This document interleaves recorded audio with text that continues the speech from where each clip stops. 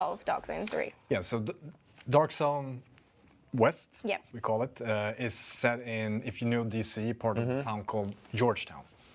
So it's, I mean, to talk first of all, one of the beauty of having 3 Dark Zones is that we can make them really, really contrasting environments. Yeah. You can tell, can't you? I mean, so Georgetown, if you know the place, is townhouses, more narrow streets, nooks and crannies everywhere, and almost a European feel to the architecture, and very different from the grandiose big plazas of Union Station and that area in Dark Zone East, which also translates into different gameplay approaches, since this is very much a PvP-enabled space, right? Yeah. So how you navigate and equip yourself and choose to approach turning narrow corners all the time versus long sightlines is very different. Then, of course, all the Dark Zones in Division 2, they have different origin stories. Like, why did they become a Dark Zone in the first place? And you might have noticed here on the footage that there's this yellow powder. Yeah, so what is that yellow powder? So that is, it was an attempt to thwart the virus from spreading further. So that didn't go so well. No, not by the looks of it. It turned out being really toxic. It was stressed out. It was really a desperate attempt to stop the pandemic from spreading. And in different ways, it is the common theme between the 3 different Dark Zones. In Georgetown, that was actually where it was used first, where people had almost walled themselves in to keep it out. Right. The virus, and then. So they made their own little pen. Yeah, the yellow powder just made that a very, very terrible experience for them. What a nightmare.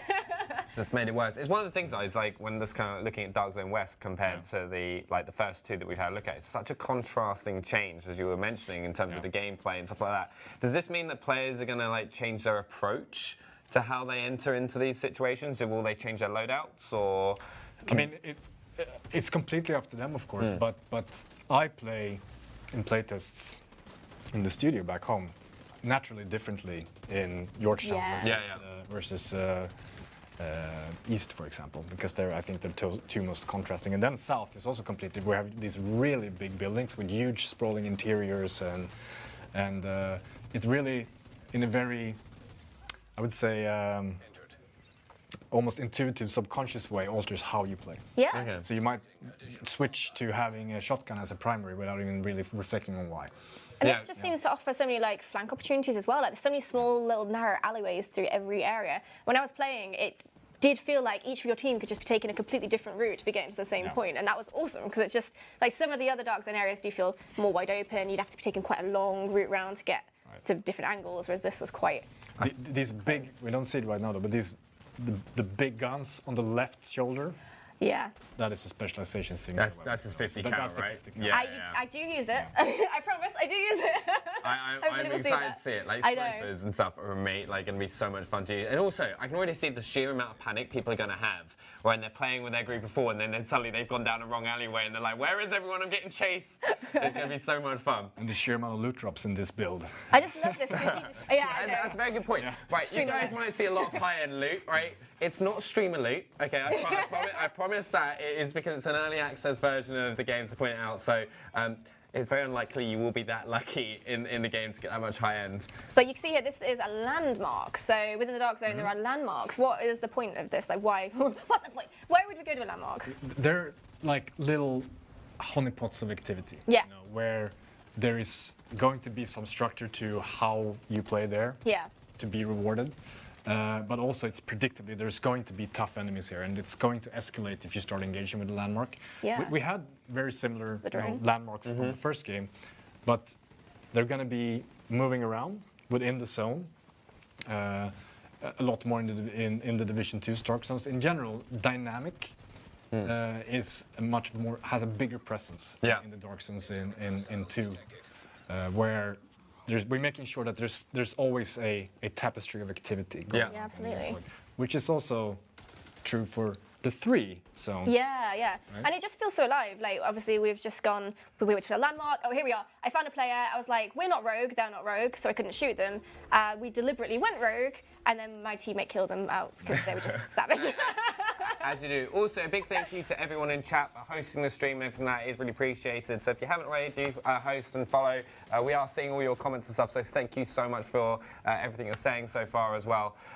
But one thing as well, can we talk about, because this was, because we mentioned extractions a little bit earlier, is how's this working here? Like, what are we seeing right now? Because we've got two rogue bars right now, don't we? Which is... Yes, yeah, so, yeah, they're in an extraction area here and clearly being fairly aggressive. Yeah, so I wanted to kill everyone. What you're doing there, you see the red skull, is that you're starting to rack up your disavowed status. Yeah. You're working towards triggering a full manhunt, which is the golden skull, right? Yeah. And at that point, you basically, on your own accord, put yourself into a new gameplay loop where it won't time out. So that status won't go away unless you get taken out. So we will see by here, someone now we else. go, now we're mad. There we go. Yeah. So basically now it's survive, Yes. and doing that is achieved through, do you see the manhunt goals there on the screen? So, so are those going to be NPCs? Or are they going to be other players? Like, how's that going to work? It's like mini objectives within the zone where you go and you have to manage to survive to go there and clear your manhunt status. And it is hard, I can admit. It was very hard. Did you? And of course, the more rogue you are, Yes. the more visible you are to everyone else, you know. And the Would you more say we are max rogue right now? Yeah. Maximum rogue. Yeah. Right, so we've kind of got some more gameplay. We've seen you kind of using. What kind of weapon were you kind of sticking to mainly, Leo? In terms of what was your favourable loadout? I honestly can't remember. I like sniping, but I didn't have tons of ammo for my sniper, so I was just kind of running around. Being quite selective of the ammo. Is that something that you kind of see a lot with, like, in the playtest and like how people use their like specializations and stuff like that? Do you think it's best to save it for certain parts of fights, or how would you recommend someone to use it? It's definitely the super weapon of your arsenal, right? So ammo is going to be more sparse, and it's going to be really impactful when you actually use it. That doesn't mean that it's just omnipotent, you know, insta-kill everything. You still have to use it along the lines of its strengths. I love how he's taking a selfie. I would never go trying to kill a drone. Yeah, so here, I think in this build, the drops for specialization ammo is way more sparse than it will be released. Yeah. But, for example, the crossbow has this time delayed, almost like the sticky mine in the first game, explosion. Okay. You can stick it to someone or something, and then boom, it goes boom. But it really excels at breaking off destructible armor, which is a new feature in the Division 2 for their heavy enemies, where you have armor plating Okay. that you need to break through before actually dealing any damage to them. Okay. So that's one example of like how that specialization signature weapon. So you'd want to excels. maybe make a squad with one person who has these, you know, I suppose, capabilities. Just to. I think actually in the gameplay that we're just coming up to, we're actually going to see one of those enemies that have like that destructible armor, which I think. Right, if I remember, look is at this bit now? And I'm just trying to remember the guy's name. If I can remember anything, yeah, it's here, Sugar. Sugar. Right. Sugar. Right, Yeah, because I'm like shooting at him. I'm like, what's happening? I can't shoot through this. What's going on? You see that on his health bar, it has A shield. shield, Yeah. which is kind of indicating, yes, you are effective on target, but you're hitting an armor piece. So, Yeah. So you know to use one of those specializations, weapons, or a different tactic. To or kind of- scale, Right. or or focus fire altogether. Like it's really about getting through. Or you can just shoot at him repeatedly and hope for the best. and then run away for that. But this guy as well has almost all enemies in the Division 2 have some form of the weak point. Yeah. If you played the first game, you remember the cleaners had a tank on their back that went boom. Like I that. love that. That was one of the most satisfying things.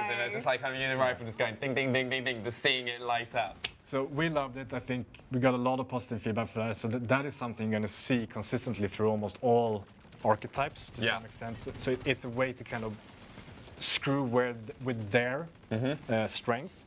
So that's one way you can really turn it against an heavy there, for example, because if you pop that thing, it's going to break off its armor really effectively. And I just look at this environment as well. I don't know if you notice the body's just hanging out of there. It's quite brutal over here. It looks like a nice area, but... that is one of the things that I've noticed from looking at the gameplay is like the level of detail in terms of like, I mentioned to you when you came in, like the shadows as well, and how the shadows kind of progress and move over like over time lapse. It is amazingly detailed, and like, I think those little small features, especially within like 3 different Dark Zones are going to be amazing to see because you're going to get a different gameplay experience from each Dark Zone you go to. What is one of the major kind of, because we kind of touched on it a little bit, I think it's kind of worth talking about, is what is going to happen with the Dark Zone? So there's one that's going to become occupied. Yeah, we're calling it Occupied Dark Zone. Closer to release, you will understand why. But what it fundamentally means is that, I said in the beginning of the stream, if you were with us already, that a lot of people playing the game that really, really love the raw, you know, savagery of the Dark Zone we released. So what an Occupied Dark Zone is at any given moment, one of the 3, because if we have more than one, we can have different rules running in the different ones, right? So 2 of them will be running the what we've been talking about, normalization, all these things, right? The occupied one is back to anarchy. So no normalization whatsoever. Friendly fire is always on. Ooh. No, it's going to be... I'm not playing with Benny. That'd be fine.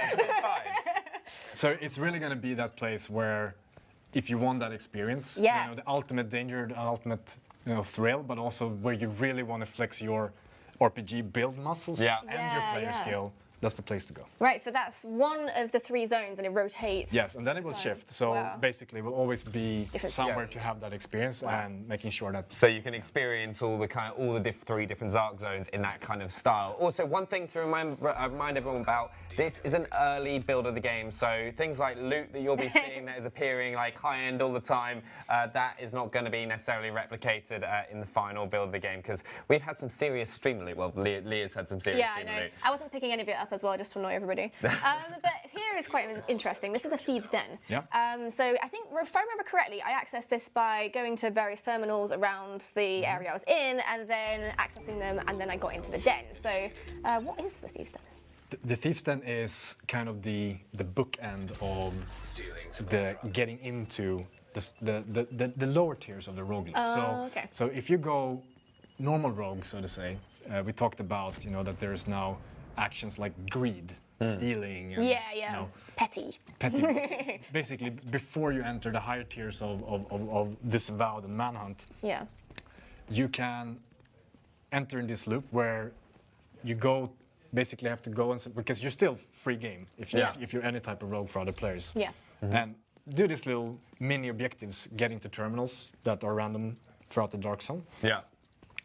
Which culminates in you getting access to the thieves' den, which is going to reward you, reset your status.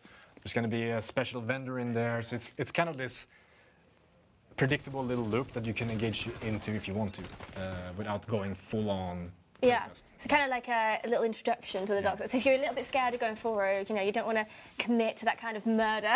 You can just kind of maybe dip your toes in the water, be petty thug.